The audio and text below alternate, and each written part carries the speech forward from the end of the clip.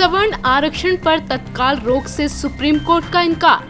तत्काल राहत देकर सुप्रीम कोर्ट ने मोदी सरकार से मांगा जवाब। गरीब सवर्णों को 10% आरक्षण देने के कानून के खिलाफ जनहित याचिका को सुप्रीम कोर्ट ने सुनवाई के लिए मंजूर कर लिया है।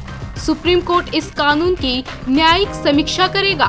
कोर्ट ने फिलहाल इस पर रोक लगाने से तो इनकार कर दिया, लेकिन केंद्र की मोदी सरकार को नोटिस जारी कर जवाब मांगा है।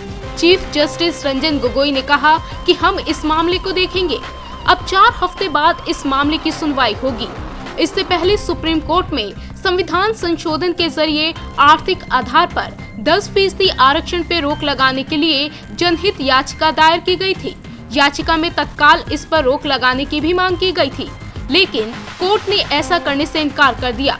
इससे पहले इसी महीने की शुरुआत में यूथ फॉर क्वालिटी नामक NGO ने सुप्रीम कोर्ट में एक जनहित याचिका दाखिल कर सामान्य वर्ग के गरीबों को 10% आरक्षण देने वाले कानून को चुनौती दी थी।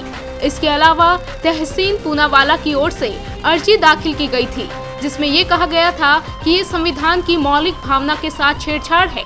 अब केंद्र सरकार को 4 सप्ताह में इस मामले में अपना पक्ष अदालत के सामने रखना है। पूनावाला की ओर से इस मामले में भारत सरकार और अन्य को प्रतिवादी बनाया है। अर्जी में कहा गया है कि संविधान के अनुच्छेद 16 में सामाजिक पिछड़ेपन के आधार पर रिजर्वेशन देने की बात है। केंद्र सरकार ने संविधान में संशोधन कर उसमें आर्थिक आधार भी जोड़ा है, जबकि आर्थिक आधार पर रिजर्वेशन का प्रावधान संविधान में नहीं है। आपको बता दें कि संसद में पास होने और राष्ट्रपति की मंजूरी मिलने के बाद सवर्ण आरक्षण देश भर में लागू हो गया है।